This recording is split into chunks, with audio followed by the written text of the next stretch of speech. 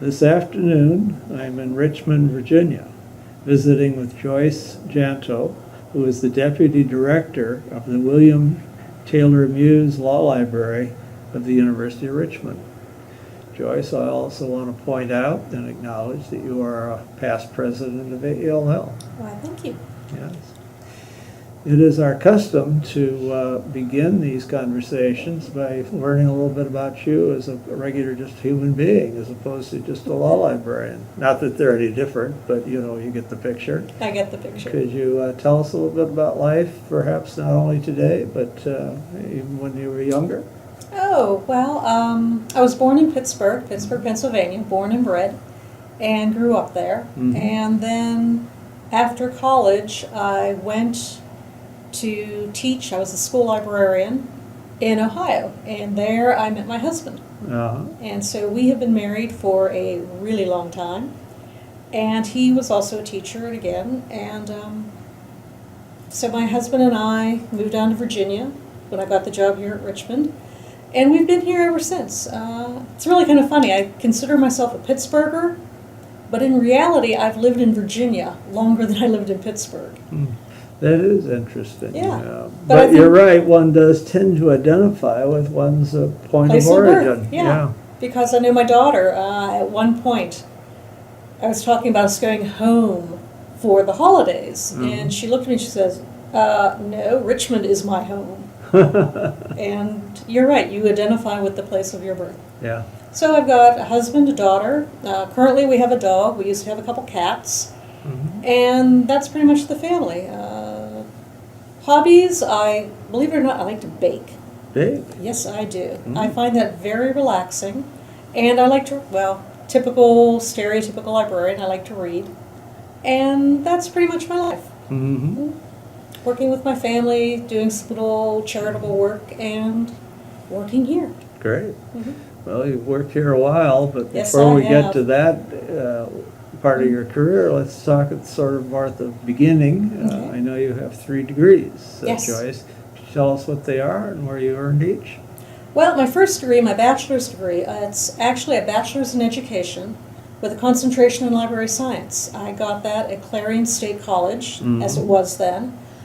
And Clarion started out as a teacher's college, so very strong school of education, and also a very strong library school, and one of their concentrations was in school librarianship. Mm-hmm. So I got my bachelor's there, but then went to get my master's at Pitt, so got my master's there, and then my law degree I actually got here at Richmond, because when I was looking for my law librarianship degree, I always knew I wanted to end up in administration. I like administrative work. I know it sounds odd.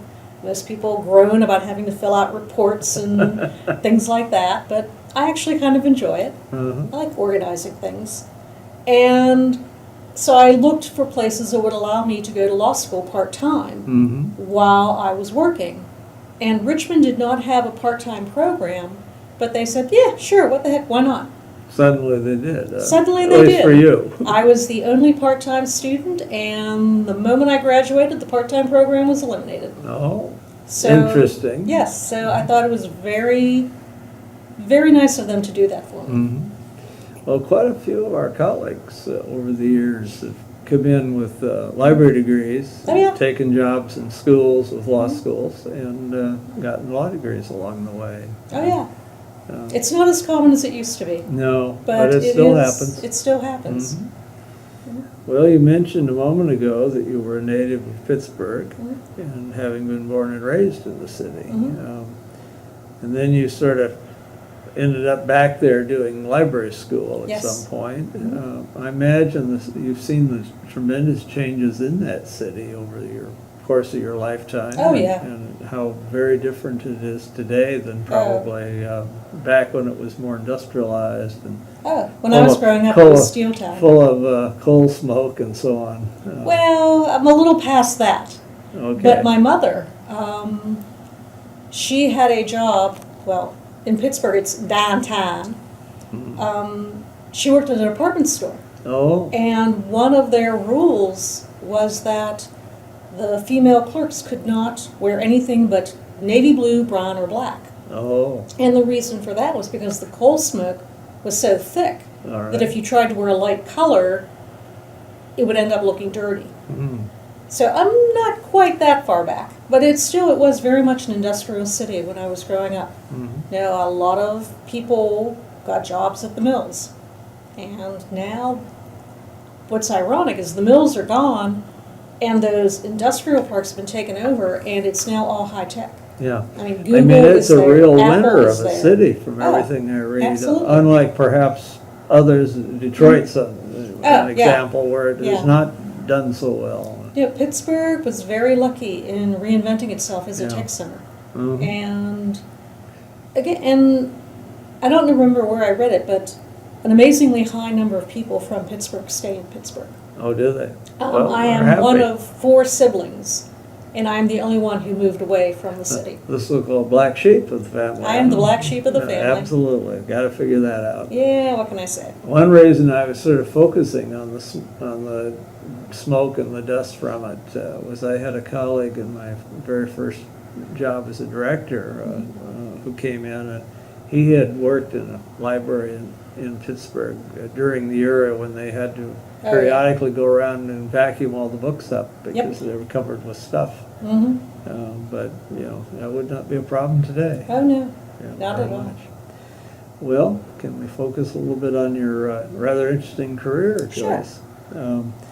I noticed when I was preparing for today's conversation that your first job out of college and before either law or library school was as a librarian at a high school. Yes. Can you talk about all about that? You were in the job about 3 3 years. years. Mhm. Yeah. Could you talk about that and some of what you did? Sure. Actually, I got there in a kind of a roundabout way. Mhm. I started out at Pitt because the other thing you have to realize is that I was in high school, early 70s, and at that time there was a big push for people, for girls especially, away from the stereotypical female careers. Okay. And I always knew I wanted to be a librarian. I mean, I knew when I was 12 years old I wanted to be a librarian. So you were being nudged away from I was being nudged library? away from that Yeah. to law school. Okay. And it was like, yeah, okay, whatever. I was, 16, 17 years old. What I was going to do when I grew up was still Mhm. whatever. So I went to Pitt. And when I was there, I was talking to my advisor, and I was saying, well, actually, I think I really want to be a librarian. Mm-hmm. And she said, well, how do you know you want to be a librarian? Have you ever, I said, well, I just know I want to be a librarian. She goes, you don't want to go to the graduate school and find out then you don't like librarianship. So she counseled me to go to Clarion, and I transferred to Clarion to get the bachelor's degree with a concentration in library science. She said, that way you can find out if you like the stuff without having gone to college, picked up a random bachelor's degree, and then gone and invested money in a graduate program. Mm-hmm. So I graduated from Clarion, qualified to be a school librarian, junior. And my first job was in a junior-senior high school in a little town called Bellsville, Ohio, Uh-huh. which was right on the edge of Appalachia. And worked there for 3 years, and it was a really good experience. I really enjoyed it. I taught library skills to 7th and 8th graders Uh-huh. and invented Dewey Bingo. Dewey Bingo. Dewey Bingo. I wonder if that was anything like Dewey Decimals. Well, yes, it was, because that's what you use in the school libraries. Yeah. And I would call it biography, and the kids would, oh, look, I've got 92 on my card. And we would Uh-huh. play bingo to teach them the Dewey Decimal numbers. Mhm. And again, this is way before the internet, way before Amazon. Yeah. And Bellsville, very small town, no bookstores nearby. Mhm. And so one of the things I did as librarian is every year I would hold a book fair. And Scholastic Books would ship in tons and tons of paperbacks, and we would set them up, and kids could go around and look at them and order books and buy books. And it was a really exciting thing for these kids, because for most of them, a trip to a bookstore meant oh, that's a trip to the mall, which was miles and miles away. Mhm. So it was a very good experience. And it's like, yes, I really love librarianship. And so when I was at Bellsville, I'd started on my master's, Mhm. and I was at Pitt, and I was taking the legal research, class. All right. And one of the people in that class worked part-time at the placement office, at the SLIS office. Mhm. And she came into class one and she goes, hey, the law library here is looking for someone to work part-time. One of us should try for that job. Mhm. And I did, and I got it. And so I was a part-time clerk at Pitt's Law Library. And that was an absolute revelation. Because before that, I thought I was going to be a firm librarian. Mhm. Because, okay, this was marrying sort of that law school thing Yeah. to the library work that I really enjoyed. Mhm. And I thought, oh, well, I'll be a firm librarian. And getting that job at Pitt, it was like, oh my gosh, there are law schools with libraries and librarians in them. Mhm. And I actually went back that day after my first day on the job, dropped my class in copyright, which was really kind of a stupid thing to do. But I signed up for academic library management. Oh. And that's Start what right I at knew. the top. It's like, I knew I want to work in academic libraries, and I want to Uh-huh. work in academic law libraries. Uh-huh. And it really was a changing moment for me. That's when it's like, yes, this is my niche, and this is where I'm going to be. And I have not looked back, Okay. because it's been a very good career. Well, I generally like to ask how it was you came into the field, and I think you have just explained it completely. Yeah. But you didn't mention any other names other than the poor competitor for that job.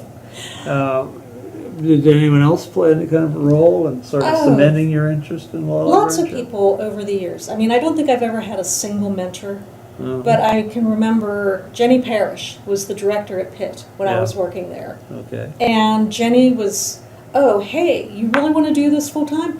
You need to join this thing called AAL. And she really encouraged me to join AAL and attend my first AAL meeting, Uh-huh. where I, like many other first-time attendees, hit the placement office. And that is actually where I found my job, here at Okay. Richmond. Susan English, she was another person who has really influenced my career. Mhm. She was there looking for an acquisitions librarian. And I interviewed there, got the call back, and eventually got the job here. Mhm. So, yeah, So AAL has been very... That was your first job out of library school. Yep. It was in a law library, Yep. an academic law library, Yep. and you've been here ever since. Yes, I have. Mhm. And I tell people, oh my God, you've been there so long. Isn't that? It's like, no, it's not boring.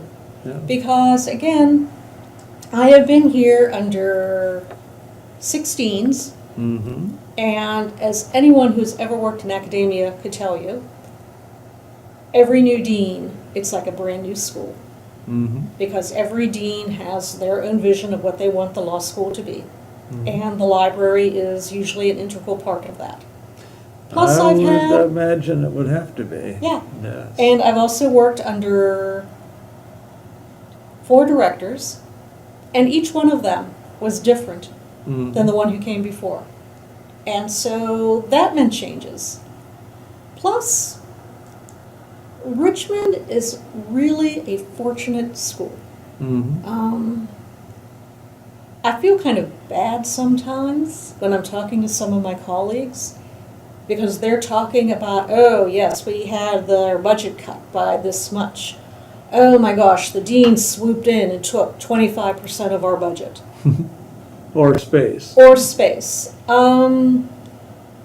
Since 2008, we have not had a single budget cut.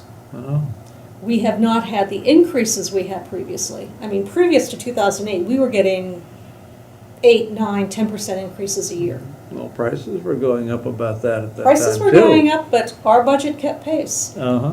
But even since 2008, we have always gotten an increase of at least 4 to 5% every year. Mm. Our staff has been growing. A couple of years ago, we were advertising for a new reference librarian. And I put the ad out on the lists, on COL, all the various listservs. Mm-hmm. And a friend emailed me and said, "Oh, Joyce, I see you have an opening. Who left?" And I said, "Oh, it's no one's left. This is a new position." Uh-huh. And the response to that was, "Wow. Just wow." So Richmond, we have not had the budget problems. We have not had the staffing problems. Mm-hmm. I mean, we have the money and the staff to do some really great things here.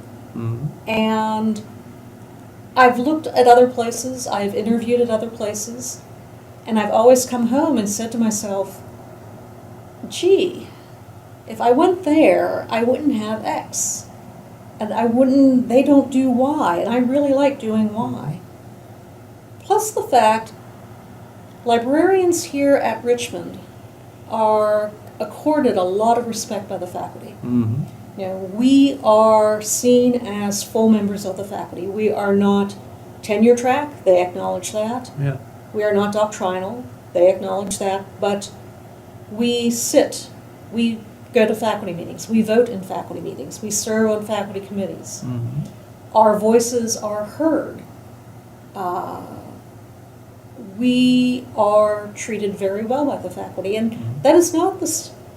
That is not the same in a lot of other places. In a lot of other places. And so I think to myself, well, why would I go to some place where I'm not going to be treated as well, Mm-hmm. I may not have the same opportunities, and I'm not going to have the same money to support the kind of work that I think needs to be done. So staying at Richmond's been a very easy choice for me.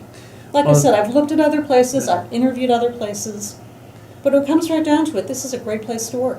It's also a very nice environment in which the campus is. I mean, I'm driving around this morning on my way here. It was interesting to see the houses and the neighborhoods and the trees and all the, it just looked like a very nice part of town. It is. Safe kind of place to be. And our bestest perk in the whole wide world, free parking. Oh. Yes. Not that only free is, parking. I suspect, pretty uncommon today. Oh, it's very uncommon because it's not only free parking, but it's parking right at our doorstep. Uh-huh. And when I tell some of our, like I said, when I talk to some of my colleagues, they're like, what? I pay X amount a year, and it's for a parking permit somewhere on campus. A hunting license. It's a hunting license. Yeah. Find yourself a spot. Yes, if you you're can find lucky. yourself a spot, terrific. Whereas with us, it's like, oh no, here's our parking, it's right here, by our door, and it's free. And that's a very nice perk. Yeah, I would think that would be, because I know the cost some places, they charge market level rates. Oh, yeah. Where I used to teach, the city was pressuring them for years to up the cost of parking because they wanted to discourage people driving. So you take the metro, there were some subsidies for that, subway. Yeah. And but parking, that was a device to get people not to drive. No, I know my sister worked at Pitt, and she would pay $200-300 a month for a spot in a lot, which was 4 or 5 blocks from her building. Well, you've been here at Richmond since 1982. You came originally as the acquisitions librarian. Then, along the way, you were appointed to Associate Director for Collection Development. And then, about 2 years ago, you moved up to a Deputy Director, your current role. Yes. Could you talk a little bit about some of what you did here over the years at the university? Yeah, yes, I came here in '82. Like I said, Susan English was looking for an acquisitions librarian, and I was fortunate enough to get the position. And when I got here, it was a fairly small staff. There were 4 librarians, maybe 5 or 6 support staff, but we were growing. It was already starting to grow then. And I was solely in charge. I wrote the first acquisitions policy, collection development policy now. I managed acquisitions and serials, put out the acquisitions list, oversaw selection, very much so. And that kept growing, and then I was in law school, and then after I graduated from law school, Susan decided to restructure the library. And instead of having one associate director, Steve Hinckley had been in that role. And he left to go to Georgetown.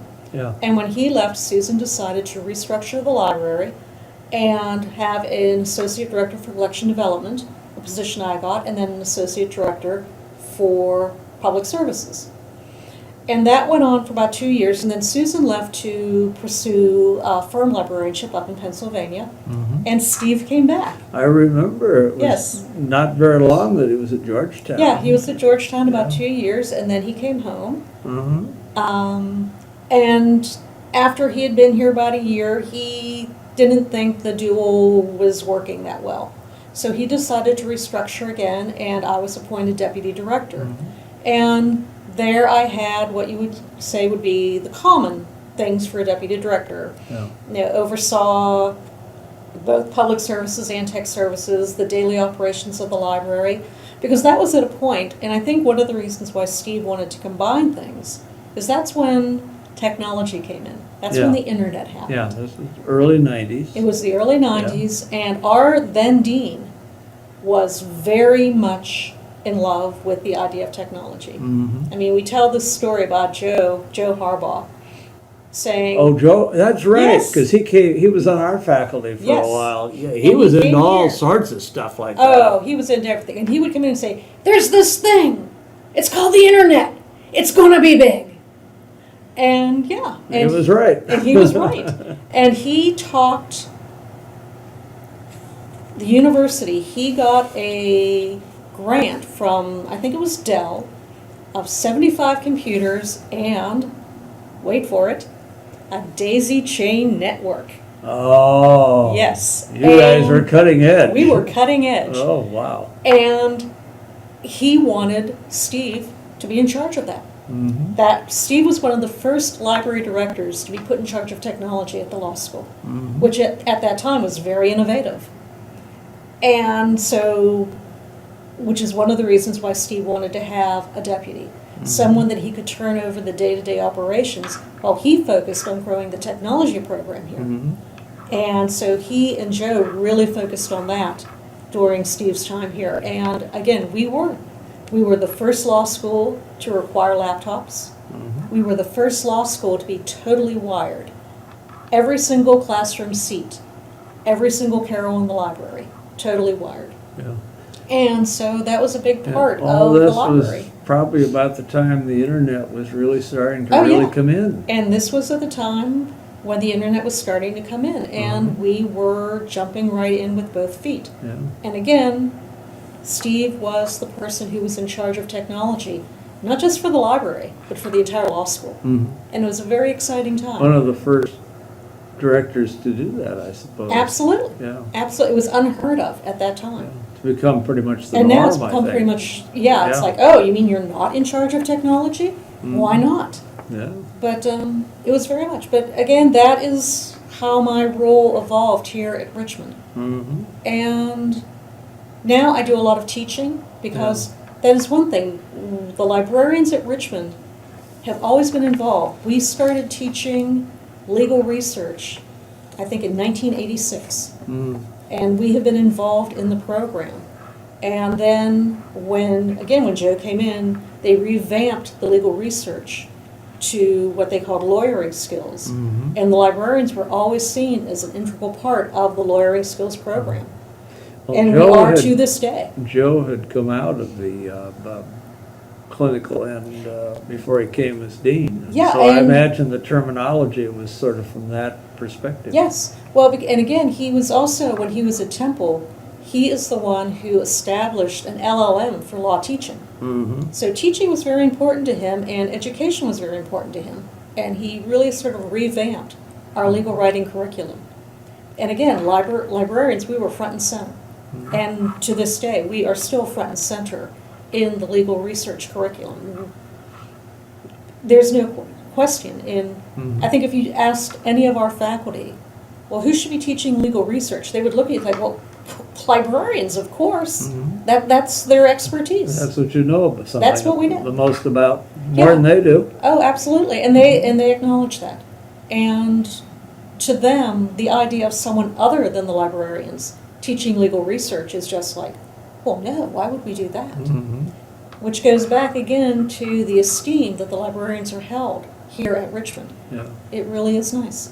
That must be very satisfying. Oh, it is. You talk to colleagues, I'm sure, elsewhere where they don't have that same sense.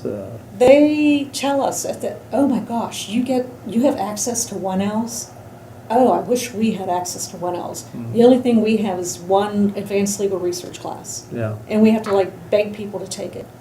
Whereas here, no, students, oh yeah. Because our students at the end of the first, well, is this it? You mean this is it? And I tell them, no, there are other classes you can take. But again, research is really something that we do well here. Mm-hmm. Plus, I've also been given the opportunity to do other teaching too, which I enjoy. Okay, what sorts of courses or which ones? I teach professional responsibility. All right. I've been teaching that for about 15 years now. Mm-hmm. And again, it was with the support of Steve Hinckley. Like I said, I have many mentors over the years. Mm-hmm. And Steve was the one who said, hey, you know, if you want to, he said, you really like this teaching stuff, you're pretty good at it. Yeah. See if you can teach something else. I fully support it. And so I put in, I said, you know, I'd really like to teach professional responsibility. Mm-hmm. And they said, yeah, sure, why not? And so I was given that opportunity, and it's something I really enjoy. And I have been revising a textbook with Jim Molinterno at Washington and Lee. Uh-huh. And over the summer, I finished revising the textbook. It was a textbook that he did originally in 2 editions, but it hadn't been updated since 2000. And so a couple years ago, I emailed him and said, hey, Jim, interested in a collaborator? And he said, yeah, sure. You revise it, I'll get it published. And I said, yeah, that sounds good to me. All right. And so Good over the deal. summer, yeah, good For deal both of you. for both of us. Yeah. And so over the summer, I got that finished. And so I'm looking forward to, hopefully, he will peddle it around to the publishers, and we will see if it gets picked up. Mm-hmm. But again, it's an opportunity that I might not have had at another law school. Yeah. And so I've appreciated that very much. Well, one of your opportunities that obviously requires a fair amount of institutional support is all the things you've done in sort of service to the profession more generally outside of the institution. I'm thinking primarily, maybe some within the institution itself. I've already mentioned that you were president of ALL. Specifically, it was 2010 to 2011, if I remember it correctly. Yes, indeed. You served prior to that a term on the ALL executive board. As treasurer, yes. As treasurer, so you knew where all the pennies were, or Yes, supposedly. And then, other roles. You were president at one, before that, I think, of the Virginia Association of Law Libraries. And you've been a member of committees of ALL, including Bylaws and Resolutions Committee. My favorite. Maybe that's why I have it highlighted here. Yes. I'm not sure. Do you want to talk a little bit about some of that, and more particularly why you considered it important enough to take time to do? Because not everybody does. Not everyone does, but they should. It's immensely rewarding. Because that's another thing. People are like, oh, you've been at Richmond for so long. Didn't you get bored? Well, no. Because if I'm not doing Richmond stuff, I can be doing association work, which is endlessly new and fascinating. As I say, the organization, the university's got to be supportive of that. And obviously Richmond has been. Richmond has been. Richmond has been tremendously supportive about that. And again, by doing association work, you get to learn and do and meet so many people. I mean, yes, I was acquisitions librarian at the time, but I got to develop some really great project management skills when I was acquisitions librarian, because I did an institute for SEAL. Oh. Because I'm also a SEAL member. Southeastern Association of Law Librarians. That's right. And they used to stop their membership at the other side of the Potomac from where we were, and we were so furious. And then one time they finally extended an invitation, and a number of my colleagues immediately wanted to to join and come down to those rather fun-sounding and very Absolutely. interesting meeting programs Yes. that you had. But again, working in an association, I got to do things that were outside of my normal job responsibilities. I got to do program planning. Mm-hmm. I got to do meeting management. Mm-hmm. I got to do a lot of things that I wouldn't have a chance to do here at Richmond. Mm-hmm. And so it was a way to really grow. Plus, getting to meet people. Mm-hmm. Yes, I have not lived all over the country. But I have friends and colleagues all over the country Mm-hmm. because I work with them on committees. I met them at chapter visits. Mhm. I met them at annual meetings. You meet people when you are in the association. Mhm. It is a terrific, terrific resource. Yeah. And yes, I think that is one of the things that has really contributed to my growth as a librarian, because I have been able to do all of this stuff. Mhm. I've been able to be a committee chair. I have been able to work on various Yeah. initiatives. I have been able to serve as an officer. And a lot of fun. I will Mhm. not deny that. Being president was a hoot. Mhm. I got to do things and see things and go places I might not have been able to do otherwise. Yeah. But again, best part of being president was going to the chapter visits and meeting other librarians. It was just a lot of fun. Yeah. And again, it's something I always recommend for people to do. It's a way to keep it's a way to keep your knowledge sharp, your Mhm. skill set sharp, way to meet new people, way to influence the way things are happening. Mm-hmm. And I think that's an important thing to do. Yeah. That all sounds pretty much the way it was with me, because I Yeah. walked in the same shoes a few years earlier, and everything you've just said is exactly what I thought, and why I find it so pleasant to be able to go around and do Yeah. these conversations Yeah. on camera for the oral history, because I'm reconnecting with so many of you, Oh, absolutely. and it's just absolutely. It's great. You don't realize it until you really sit down and think about it. But through AALL, all of us, we have contacts all over the country. Yeah, all over the And world. All over the world, Yeah. actually. You're right. Yeah. And there are times when those contacts really pay off for your job, too. Mm-hmm. Yeah, I can remember at 4 o'clock in the afternoon getting an email from a colleague in New York. Joyce, according to your online catalog, you have this book, it's on your shelf. I just need a scan of the title page, the verso, and this page. We need it for citation purposes. The brief has to go out this afternoon. Uh-huh. Now, I she had suspect I know what kind of a library she Yes, was in. Yeah. absolutely. They No, have those she- deadlines. No, she had to do this through interlibrary loan. There's no way she could have gotten that. Yeah. But she knew someone at that library. Yeah. And she knew Yeah, that I was friend going to in say, the right place. absolutely, no Yeah. problem. I'll just go out and photocopy it right now. And I was sorely tempted to name the file A Favor for Lucy, so that her lawyers would know, hey, she got this because someone she knew through AALL was willing to go to a little extra trouble for her. Mhm.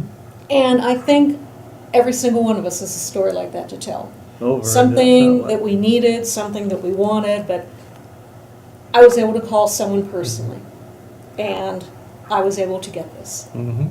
And that's a really nice thing. And it's a really nice close network Yeah, that you can develop through AALL. yeah. I think we've all had that experience. Oh, and absolutely. shared it in Yeah. all the same senses and ways you just described. Mhm. Now, you were president of ALL, well, about 5-6 years Years ago, ago. Obviously, there must have been some interesting happenings in the association, There some always are. issues, because there always are. Yeah. Would you care to share any of the experiences as president, or any of the issues? Or? I think the big issue my year was the antitrust issue. Okay. We had a lot of members who were very upset that AALL wouldn't initiate a boycott. They thought we should be boycotting some legal publishers. Mhm. And the fact of the matter is, we can't. It's against the law. Yeah. There are antitrust issues. And trying to educate people on antitrust issues, and also trying to ratchet down some of the tension Mhm. between the vendors and some segments of the library world. Yeah.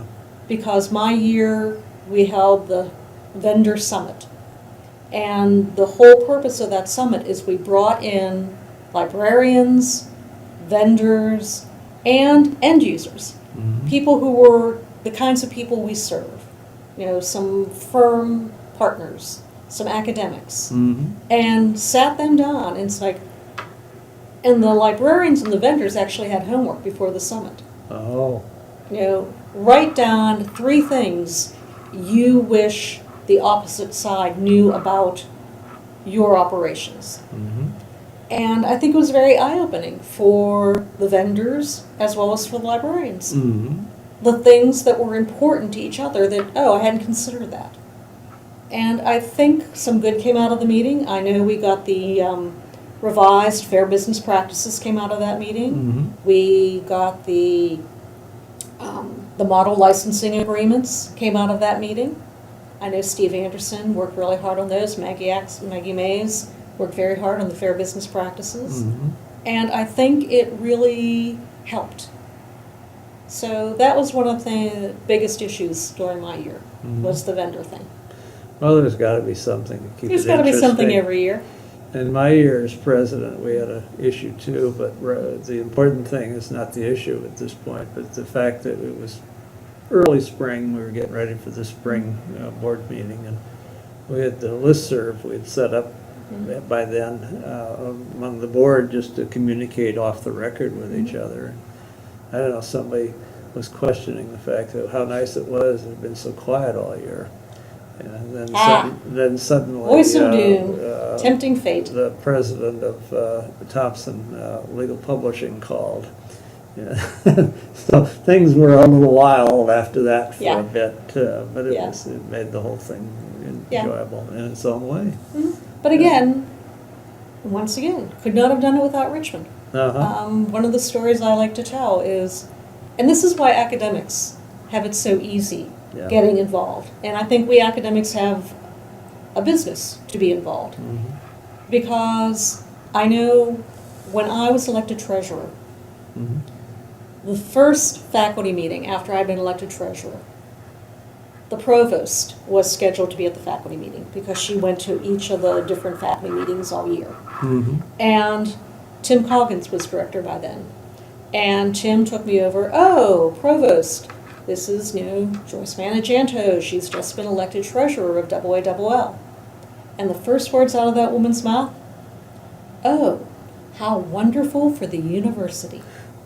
That is the attitude that can make it or break it. And that is the attitude at Richmond. Everything we do is reflected glory on the University of Richmond. So you go, you do, and we will support you. Yeah. And that's, like you said, a lot of schools, that's not going to happen. Yeah. Whereas here at Richmond, we've got it. We've got it all. For those viewers of this presentation who may not know how academic structure is, the provost is the chief academic officer of the university. Absolutely. The sort of the first dean, and not necessarily among equals either. Oh, absolutely not among equals. She was the boss. The deans report to the provost. Yes. And so, yes, indeedy. Very Having the much. provost there, and that was her response. Mhm. How wonderful for the university. Well, you have engaged on the side in scholarship, you've done teaching, you've done professional service. I think you've already summed up why you do that. Because it's fun. Because it gets that way. It gets that way. Wonderful. But again, I think as librarians, we have a duty to contribute to the intellectual life of our institutions. our publications are going to be different than the doctrinal faculty, Certainly. and I don't think we should apologize for that fact.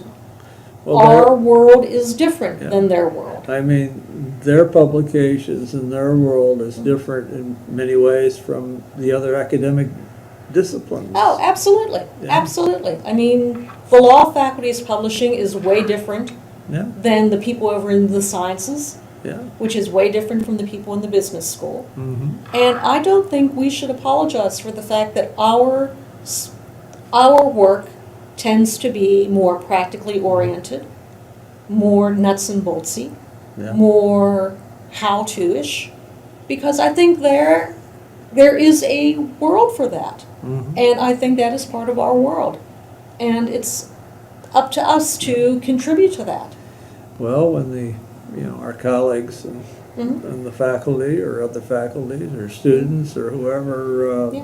come into our libraries and everything is sort of right as they need it, Yeah. everything is smooth, running well, Mhm. it doesn't happen by magic. It No, happens it as does a not. result of us communicating, including in publication, with each Absolutely. other about these Best things. practices. Yeah, Yeah, share your best practices. yeah. Let people, one of the things we do in Val is, and we have had a very long successful partnership Mhm. with the Bar Magazine, the Virginia Lawyer. Uh-huh. And there is a law librarian column every month where we focus on, oh, here's how you research this. Oh, here's an area of research here.